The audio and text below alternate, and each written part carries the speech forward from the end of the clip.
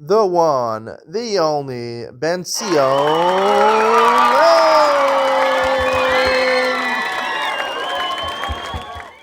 Okay, good morning and welcome to introduction part 2 of our new book that we're doing over here. The Schmooze, 10 really dumb mistakes that very smart couples make. A Torah-based guide to a successful marriage by Rabbi Ben Sion Schaefer, who stole my name. I mentioned in the original shir that originally my name was Ben Sion Schaefer, but my great-grandfather changed it to Lang to get, a higher position in the bank over there in Hungary, in Budapest. So in the first part of the introduction, we talked a little bit about why Ben Sion Schaefer feels that he's qualified to give marriage advice. Now he's going to start telling you about his theory on why marriages fail nowadays. As he quoted in the last thing, he said in the 1900s, early 1900s, 6% of marriages in the United States ended in divorce. Now it's closer to 50%. Obviously, in the frum community, it's a little bit lower, maybe 20%. He didn't say 20%, that's my conjecture. He gives you 4 reasons why marriages fail nowadays. Number 1, everything is disposable. Here in Israel, maybe not everything is disposable because they put a high tax on disposable cups and plates. But but just like we have disposable cups, disposable silverware, disposable tablecloths. Marriage is also like that, right? It doesn't work. You go on to the next one. He says an interesting story. He was in a Manhattan restaurant, and the tables were way too close to each other. We couldn't help. He was with his wife in a Manhattan restaurant. We couldn't help but overhear a young man at the next table say to his buddies, "This is what the guy said. I don't know if he was Jewish. I got married too late. I should have gotten married earlier. That way I could have gotten my first marriage over with and started my next marriage while I was still young." Okay, so he was saying first marriages probably don't work so well. So you should have got married earlier. He said the shocking part wasn't that he wasn't joking, and none of his friends found his statement outlandish. The sad reality is that it has become normal and acceptable to get divorced. With the first bump in the road, they're both out the door. In the frum community, there's obviously more of a stigma of getting divorced because basically I leave the community. If you're in a community, you're enmeshed in the community, and you get divorced, you're out of that community. No one's going to talk to you anymore. You got to move to a different place. Number 2, what's in it for me? Everything that society we live in screams the message, seems to scream that message. What about me? What's in it for me? Me. He says, it's been that way since you were born. Since you were an infant, your parents were always focused on you. What is the best school for you? Who are the best friends for you? What is the best camp for you? In which high school you flourish? Which yeshiva or seminary is best for you? Then you get married. Suddenly there's another human being there. It's no longer only about what's best for you, but rather what's best for us. There's another half of us who doesn't necessarily share the same interests, desires, and inclinations as you. There's another half of us who has different needs and looks at things differently. Suddenly, for the first time in your life, you have to learn to say, I'm not going to do it my way because my spouse wants it done otherwise. He goes on to say that we're living in a time of luxury. He says the average tax-paying citizen in our society lives with more luxury than did the kings of England 200 years ago. So it helps us to be self-centered. We're thinking about ourselves. We should be thinking about not only ourselves, but also your wife and eventually your kids. 3, an unwholesome generation. He says everyone has emotional and mental problems. He says a little piece of advice. If you want to earn a good living today, do anything in the mental health field. You can become a social worker, therapist, psychologist, or psychiatrist. It doesn't matter. And you'll have an unending stream of people knocking at your door because there are so many people who are suffering from psychological and emotional issues. People who suffer from psychological or emotional difficulties may believe that marriage will solve all their problems and bring them everlasting bliss. As they would say, once I'm married, everything will be different. But that almost never works. In fact, generally the opposite occurs. The situation becomes more difficult. You still have to deal with your issues, and those issues are usually exacerbated and amplified by their impact on the relationship. Marriage doesn't cure depression, anxiety, poor self-image, or OCD. The only thing that marriage cures is being single. Nothing in this book will change that reality. So we have emotional issues today. No one saw us shrink 100 years ago. Now everyone's going. I heard a statistic. 1 out of every 5 people is on psychiatric medication. It's a lot. 20% of the people. Number 4. This is an interesting story. He says, many years ago, a young man asked me if I would be Masada Kedushin at his wedding. I told him I'd be honored to officiate, but I charge for my services. What do you mean, he asked. My price, I said, is that you and your Kala have to meet with me for 3 counseling sessions before the wedding. I thought it was a cute way of saying it. I wasn't asking for money, I only asked for the time. I wanted to give them some perspective that would start them off on the right foot. But more importantly, I wanted them to both feel comfortable coming back to talk to me when issues arose in the future. A classical former rabbi. Rabbis tell people what to do. Shortly after the conversation, I met the cousin's father at a simcha. He introduced himself and then said, I just want to know that I think you have a lot of chutzpah. He told Rabbi Benzino Schaefer, you have a lot of chutzpah. You think my son needs premarital counseling? You think something's wrong with him? He kept ranting until he was actually red in the face. I was not Masada Kedusha at that wedding, he says, but I did learn an important lesson. That father assumed that if you would bring together a chassan and kala of good midos and who come from good homes, they'll figure it out, quote unquote. They don't need a roadmap, and they certainly don't need coaching. That may have been true 20 or 30 years ago, but not today. I say this from first-hand experience based on my involvement with hundreds of couples. The fact is that many couples getting married today don't understand the basics of marriage. Even if your parents have a good marriage, you're seeing the results of decades of work. It doesn't mean you know how to get there. The main reason that so many marriages fail today is that a successful marriage is a lot more complicated than it looks. Then he tells you why you need him, why you need this book. As I mentioned last time, he went through all marriage books, not just Jewish marriage books, even secular marriage books. As he says here, I've read many popular marriage books. Some are helpful, some are mediocre, and some are downright damaging. All these resources have one flaw. What's the problem with all these marriage counseling books? They are based on someone's conjecture, his guess, based on a theory that may or may not be true and relevant. There are many conflicting thoughts, approaches, and opinions about what marriage really needs. And that itself makes building a strong marriage more complicated than ever was before.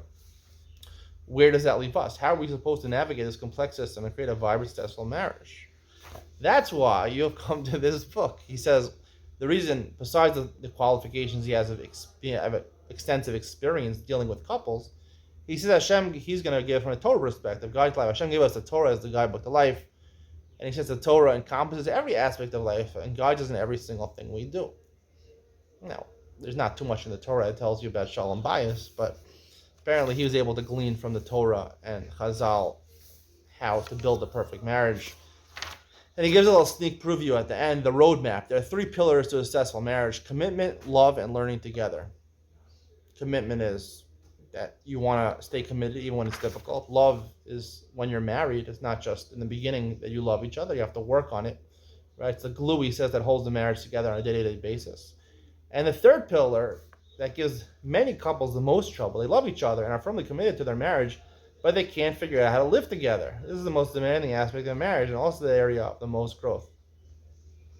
Hashem wants us to succeed. He brought you to the right one and he gave you a roadmap and all the tools you need to succeed. In this book, I hope to present that roadmap to you, explain how to use the tools that bond and help you avoid the 10 really dumb mistakes that very smart couples make. And with that, he concludes the introduction. Now, I gave you a pretty good synopsis over here of what he said in the second half of this introduction. Let's just go through these things, why marriages fail one by one. Everything is disposable. People give up on things easier today. I mean, in the Frum community, as I mentioned, there's still a stigma of getting divorced. Most people stay together because of a stigma, or it's better. A lot of times it's better to stay married because you have children, you have young children. So having 2 parents and having to share custody of the 2 children and having to navigate raising your children with a person who's not married to you, it makes life very difficult, more difficult than it would be staying in the same house with your spouse. That's why a lot of couples choose to stay together, which makes a whole lot of sense. It really does make a lot of sense. It's not going to make your life any easier. And then if you get married to another woman, then she's probably has her own kids she's bringing with her in marriage. So and then you have your own kids together. So you got mine, yours, and ours. So we got a whole complicated situation over there. It makes your life 100 times more difficult. So just for simplicity in life, it makes sense to stay married. That's why a lot of times couples have been married for 20, 30 years. And after their kids all get married, they get divorced. There's no reason to stay together anymore. Showed you the marriage is terrible in the first place. The second thing, what's in it for me, now, I do agree that you have to have an ability to be sort of selfless when you're married and think about another person.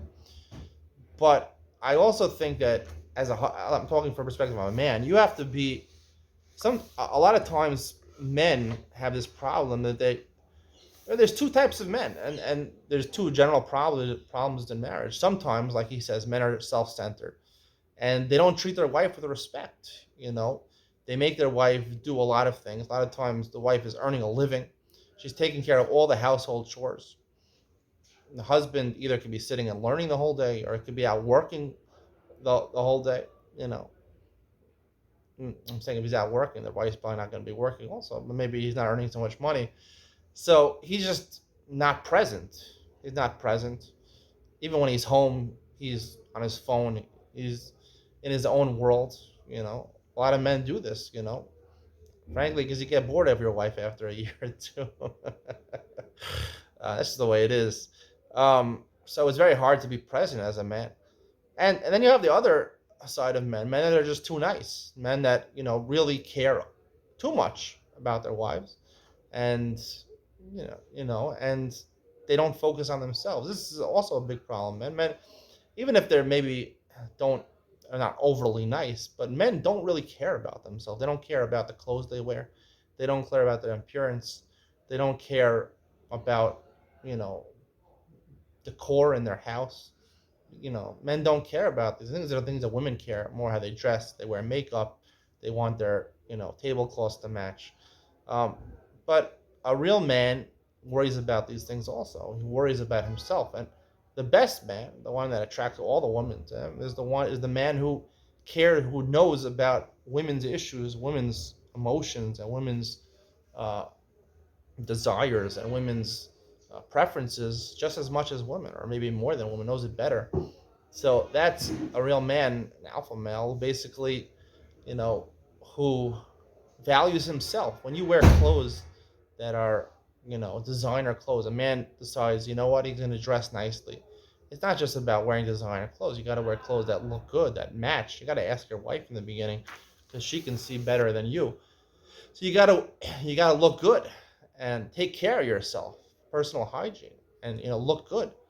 Now, that's really important, and that makes a man a man. And when he's going to talk, obviously, in this book, a lot of wives have a problem of not respecting their husbands, criticizing their husbands. That's the single thing that bothers a man the most, because he wants honor.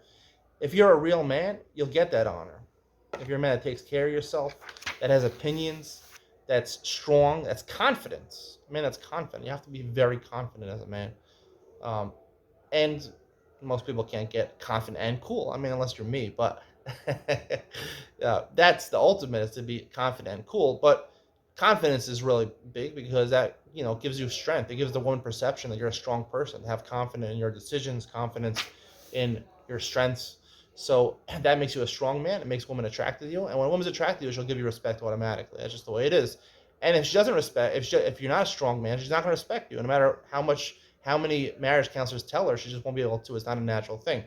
Number 3, on a wholesome generation, he says, people today have psychological and emotional issues. I don't think there's any more nowadays psychological issues. I think just it's like, physical therapy and occupational therapy. Now you go to school, every kid has a problem. These people want to make more money nowadays. There's more professions, paying more money. They tell you they have more problems. I'm very against all these psychologists and therapists, and they just take your time.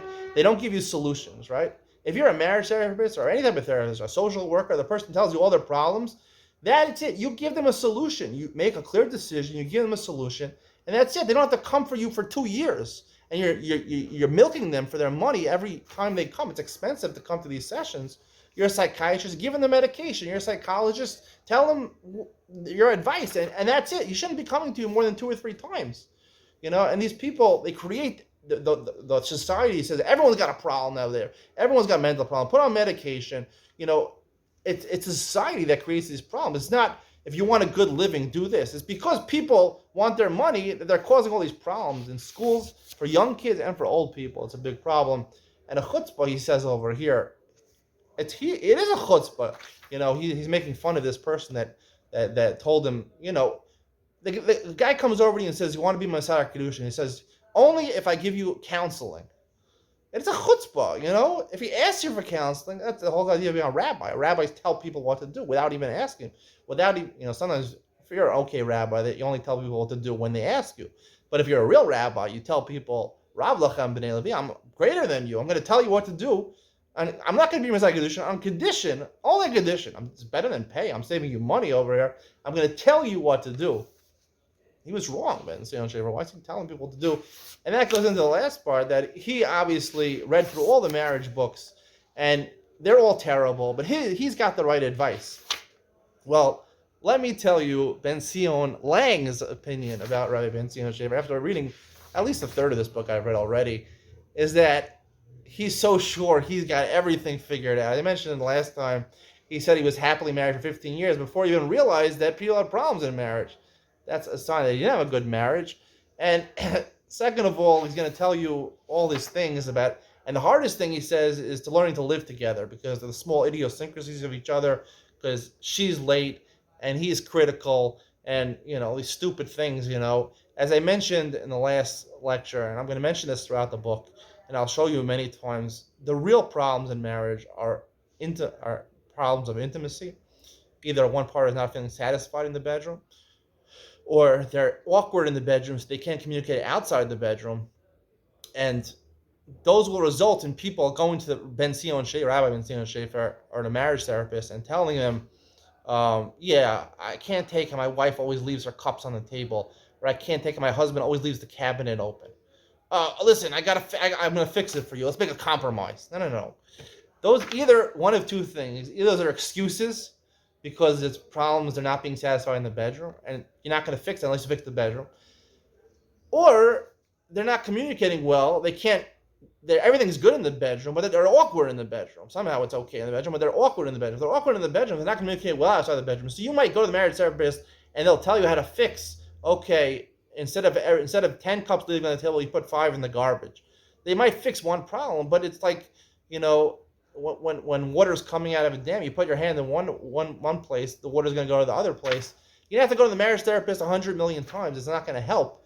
So, and usually it's one of those two problems. So either they're giving you an excuse, it's not really a problem, it doesn't really bother them, it's something else which bothers them, or it really is something which bothers them, but they can't figure it out by themselves. So you need a marriage therapist to live with you, like a housekeeper, a maid to live with you. I mean, it's never going to work, and it's a waste of time because it's never going to fix your problems.